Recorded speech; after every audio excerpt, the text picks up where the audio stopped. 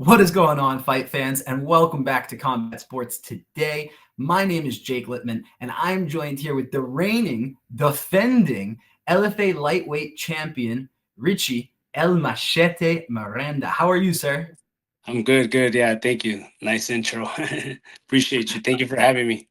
Of course, I try my best with the pronunciation and everything, but we all know how that Machete style goes. Yeah, I definitely want to talk about that in excess today. I mean, you're coming off a yeah. massive win against Eli Barzilai, a hmm close fight, a Yeah, very close fight, but one where hmm you were able to get the unanimous decision victory coming yeah. out of LFA with the belt wrapped around your waist, excuse me. How did that feel getting the win there, defending your belt?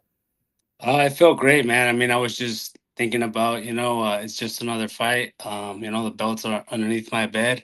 But yeah, dude, I was just excited to go out there and fighting in my home state. So that was cool. I had a bunch of family and friends come out and support. And I had four teammates fight on the card as well. But like you said, it was a tough, close fight. But I feel like I did most of the damage on top and control time as well. And yeah, dude, it felt great. Just defending the title and fighting get another fight of the night. Absolutely. And it was more than just a fight of the night and more than just a title defense. It might have been fight of the year. Yeah, An absolute war. You guys were back and forth, slipping yeah, and sliding. I know yeah, there might have been some AC problems. Talk to me yeah, yeah. about maybe some of the things you expected and maybe some of the things you didn't expect that impacted the fight. No, I mean it was pretty hot in there. We were close to the beach, and yeah, it was hot, sweaty, slippery, like you said. But that's what makes fighting on the regional scene and fighting for LFA nice. You get to experience all these cool venues, and that was my first time fighting in Ventura, so that was cool. Absolutely. And I know for you, the LFA hasn't been the end goal. It's a stepping Mhm. stone, for lack of a better word. I know the UFC is what we're waiting for here now. Exactly. What do you think it's going to take for you to get to the UFC? You've defended that belt now Yeah. on a massive stage in LFA. hmm What's next for you to get there? Shit. Well, I mean, there's still a month left of contenders, so if anybody drops out, I can fill in, or if they set someone up for October, I'm down. Or even a short notice. There's just, events almost every Saturday. So I'm ready. I'm staying training, helping out my buddies. I went to support my buddy Eduardo Chapulin on Tuesday, so I was there, got to see the whole thing, and yeah, dude, I think I've made my mark. I've taken two names, beaten two world champions, and defended my belt. I think. And I got seven finishes. So, my fights are always exciting. And yeah, dude, I'm just hoping and that's what's next for me. Uncle Dana calling. Absolutely. Uncle Dana, give this guy a ring. We can get you his number. Yeah, And rumor has it they're looking to fill a couple bouts at the end of the season still. So yeah, it's yeah, still, dude. the hope is I'm still out there. Yeah, no, thank you. Yeah, yeah, but that would be whatever opportunity comes my way. So hmm Absolutely. And I know you just mentioned Eduardo Chapulin. Of course, yeah. many people probably know him from his victory he just had, as well as the hmm Ultimate Fighter this past season. Off camera, we were talking about how you're in Vegas now, getting ready for Le'Veon Douglas's fight on Dana White Contender Series. And I Yeah. also know you recently made the transition working with Cub Swanson. hmm Eduardo Chapulin also notably has been working with Daniel Cormier. So talk to Yeah. me about some of these big name influences in your fighting career and, how they've transformed you from, a regional scene fighter to now a regional scene champion. Yeah. Yeah, dude. I mean, I feel like it's a lot of my coaches, but definitely since I've been with Bloodline for about like a year and a couple months now. Yeah, I mean, I've had three amazing fights, another three fight of the night, so that speaks for itself. But dude, Cub is awesome, he lets us be our own style, add stuff to our game, see if we like it. If not, just adjust. But yeah, dude, tremendous the bloodline team and Cub have done a great part of my success recently. Absolutely. Can you give me a fun Cub story, whether it's from training or maybe from your memory of watching him fight? Um, Man, I said in another interview, I was like, sometimes I call him Rush because he's always in a rush. And Yeah, he fights the same way. yeah, no, exactly. He's explosive. You don't know what he's gonna throw at you. So it's been amazing learning from him this year and past years, and having him there, as pretty much my head MMA coach is great. Yeah, and I mean, you described Cub as explosive in a rush. I would Mhm. say you are also explosive and in a rush, but maybe in a different way. Talk to Yeah, me about your style and kind of how you impose your will on your opponent. yeah, yeah. Well, I mean, I'm definitely a grinder. I mean, that's why I always say Machete style. It's about coming forward. Pressure. I'm gonna chop you up and then I'm gonna finish you. So, yeah, definitely using my hands to set up my wrestling, and once I get on top, that's when the violent machetes come out. So, hmm And talk to me, how did you get into MMA? Because from what I know, you're hmm college educated. So how did you get into yeah. the brutal sport that is mixed martial arts? Yeah. So while I was at UNK, I still had a year left of school left. So as I was finishing my last school year, I dabbled into MMA at Kearney Combat Sports with Richard Barajas, right there in the small town of Kearney, in the college town. And yeah, dude, I just started training, and 4 months later, had my first amateur fight, got a second round TKO, and then kept on going. So. hmm 4 months. That's a quick turnaround there. At what Yeah. point did you know that this was for you? Definitely after that first fight. I mean, I had a lot of fun in training and early sparring sessions, but once you get your hand raised and you can see how you can impose your will on somebody and break somebody, yeah, just that let me know that I was made for this. Absolutely. And And I and mean, then just my career going on, just had a great amateur career, and then now still going on this pro career. absolutely. I mean, 7-1 amateur career Yeah, is nothing to look down at. And then now as a pro, you're what, 12-1 now after your yeah, most recent win? 12-1. 6-fight winning streak, am I correct? Yep. 6-5 winning streak. Yeah. What's been the magic sauce? Dude, just staying in the gym. Keep on evolving, and just keep challenging myself. I think of every fight camp, I try to max out my bar like a UFC game. So I'll be training my wrestling, my boxing, all those martial arts. Check all those boxes, and just be in the present and go out there. And my objective is always to go out there and kill and catch that body that's in front of me, and it's been working. Absolutely. And I mean, if we look at it, your last couple opponents, very hmm high level, five Yeah. round fights. What Mhm. has been your biggest evolution that you've seen throughout your career?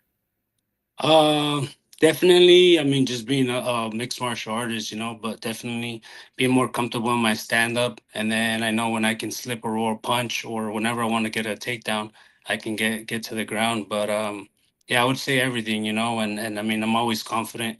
I always know that, my confidence is fueled by hard work, and discipline and everything. But yeah, I mean, I just like to go have fun and beat people up. And I have to say, it looks like it's a lot of fun every time you step in there for Yeah. you. And the results are showing it for itself. No, yeah, Um, thank you. of course. And I think what a lot of people want to know, I mean, when we're talking to El Machete, is hmm when you get that finish, what's that Yeah, feeling? What's that rush through your body feel like? yeah. Dude, it's I don't know. I couldn't really explain it, but it's just like a nice high. Yeah, especially when the ref, steps in there, you just know, like, damn, like you reflect on all the work you put in, and sometimes the fight goes a little bit harder than it is, but even easy finishes or hard finishes are always rewarding in the end. And yeah, dude, that's what I crave. Is getting a finish every time I step in the cage. Absolutely. And I guess I want to ask the opposite of the question I just Mhm. asked. What does it feel like when you go to a decision and you're waiting for the judge's scorecard Yeah. to hear whether you won or not? Yeah. Yeah, I mean, I've had a couple splits, but I definitely know, especially this last one, I knew if I ended up on top, and every time I ended up on top, I did a lot of damage. But that's the last thing that the judges see. So I knew that I had to end up on top, and I felt like I stole every round, except the fifth round. I would say he got the fifth round in that last fight. Yeah, absolutely. And like I said at the top, I mean, what a fun fight. What an incredible Yeah. fight. I personally thought it was extremely close. And hmm I think that is just all the credit in the world to your opponent, who Yeah. is a Brazilian or an Israeli that trains in Brazil with the fighting Yeah. nerds, I believe. So Hmm. he came in with a ton of experience and Yeah. undefeated record. I mean, for Exactly. you coming into the fifth round, you probably felt like you were up potentially 4-0. What was your Hmm. corner telling you before that fifth round? Oh yeah, I mean, my eye was blowing up, so they're like, "Don't blow your nose," so stay it on that way. But yeah, I mean, I was just trying to do as much as I can to end up on top. I mean, we kept sliding and stuff, but I was there just to throw down too. And either way he took me down, I got up in just seconds. I try not to stay too long on the bottom, so I felt like that helped out as well. Yeah, absolutely. And I ask all these questions because we've seen your cardio time and time Hmm. again. It's Richie Lewis, that incredible fifth round finish. Yeah, We've seen some big comebacks. We've seen those decisions, but we yeah, do have to talk about some of the losses in your career because I'm hmm, sure that you don't view them as losses. I'm sure yeah, you view them as learning experiences. So yeah. talk to me about those two. And I say two because you had one amateur loss and one pro Hmm. loss. Both were split decisions. Yeah. Yeah, no, Utilize. I learned a lot from both of those. And I guess in the amateur one, I knew I had to work on my boxing, so definitely got with my boxing coach, Coach Dale, and Ben Jones at the time, and we sharpened up my hands, and you could see it now. And then in the Keegan fight, I knew I didn't have to over pressure and over grapple.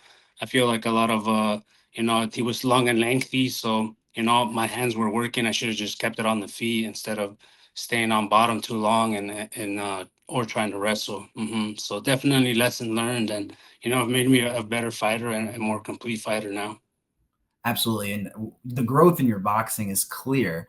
I mean, Hmm. from your perspective, what is uh, your favorite part of your game? What do you think is your most, I guess I'll ask you two ways. What's your most effective part of your game? And what Yeah, do you find most fun in your MMA skill set? yeah. I mean, I would say most effective is my hands and my wrestling. Those are go to.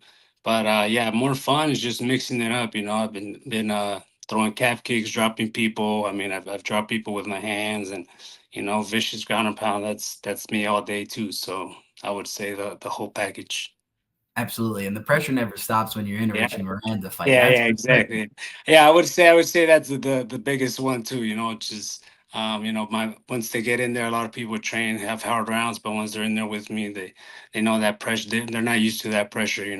Hmm. Absolutely. So talk to the fight fan that watches at home on the couch and says, "I can't believe this guy's already gassed out." Talk to the person on the couch about your training and how you've built up your cardio and how much work Yeah. it takes to really go 5 rounds. Yeah, I mean, a lot of sparring, try to do a lot of sparring with no limits. So sometimes go 15, 10 minutes, yeah, with just one person. Also just road work, doing the bike, a lot of airdyne sprints.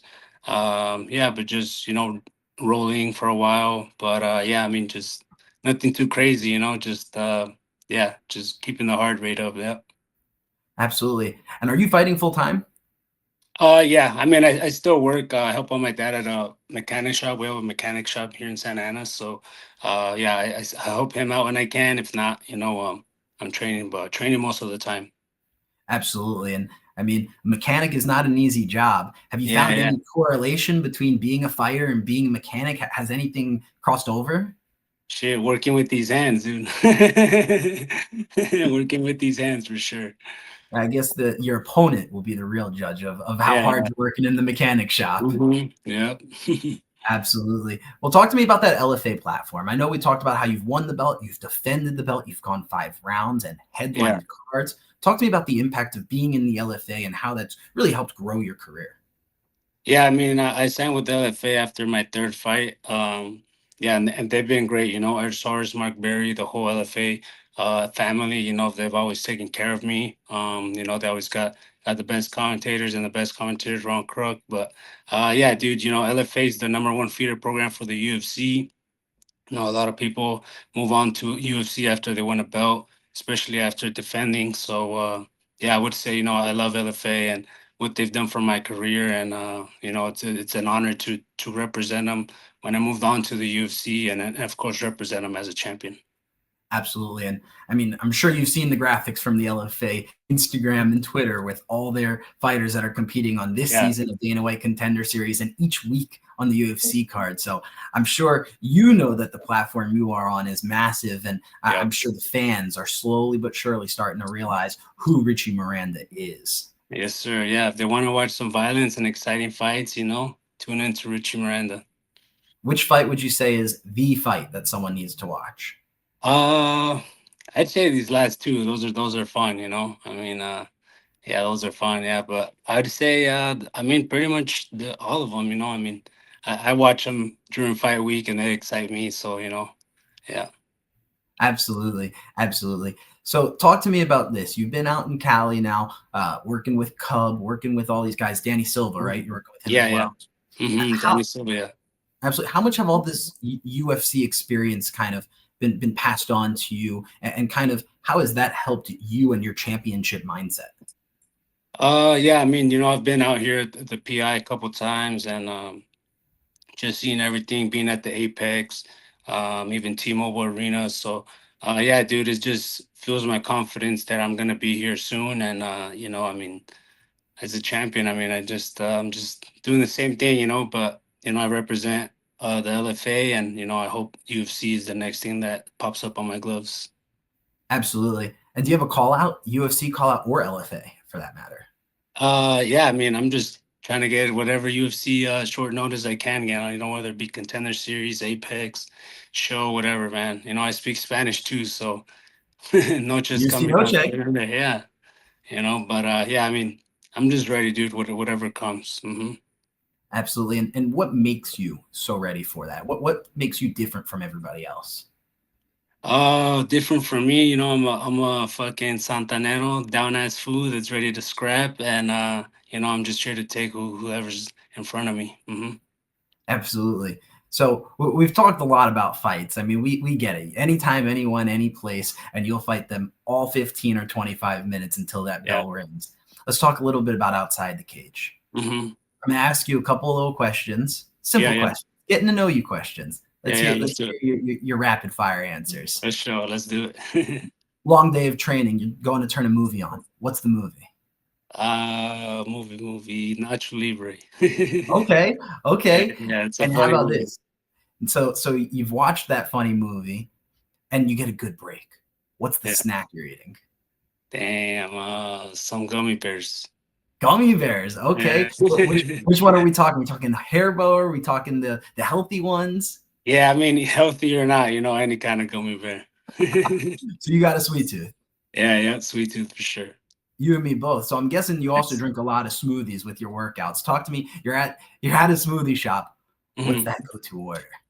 Let's go strawberry, banana, blueberry, some peanut butter, and protein powder. Great choice. Great Uh, choice. Dog or cat? dog.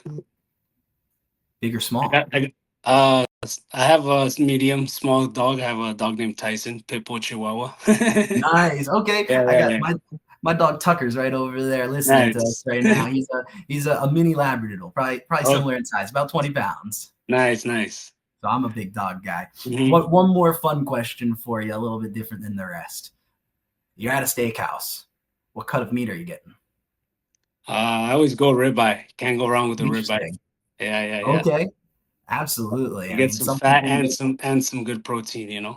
okay, a little bit of both. So you like the fatty Yeah, steaks. yeah, of course. Absolutely. Some people will be like, filet. Nah, nah, nah. We take it all, whatever comes. Heard that. I don't Heard judge. that. And I'm sure it's just like the fights. You'll take any opponent that comes across the table. Exactly. Yep. Absolutely. Absolutely. So I got maybe 2 or 3 more questions for you here today. Yeah. Outside the cage, what's your biggest motivation to get back in it? Um. I have fun, dude. So I'm always locked and loaded. But yeah, I mean, after a week break, I'm just ready to get back in training and just keep evolving. So yeah, keep getting better. Absolutely. And I want to know who's your dream opponent? I know I've heard you say Dustin Poirier is your favorite fighter before in the Yeah. past. So we're going to remove him. He's retired. Okay. Who's your dream opponent? Uh, let's see. Let's see. Fuck it, dude. I'll take Connor. Connor, hey, Connor, that's another a one. house card. Yeah, another southpaw. I fought a couple of southpaws, so let's do another one. That would be interesting. That would be really, really interesting. And I mean, obviously, everybody knows Connor's striking Mm-hmm. prowess, but people have seen his ability to get taken down. Yep, exactly. And he's been hurt a couple times, so you Yep, never know. There could be a really fun fight in the future if he's actually yep, serious about coming back. yep, exactly. And then one more fun question before we wrap it up here today. Yeah. Hypothetical matchup. Lightweight division. Ilya's the champion right now. Let's Mm-hmm. say Islam comes back down to lightweight and faces Ilya. Who wins that fight, Ilya versus Islam? That's a good one. I don't know. I think Ilya has enough tools to beat Islam, dude. He has good grappling. His boxing's good. So, yeah, I would go with Ilya.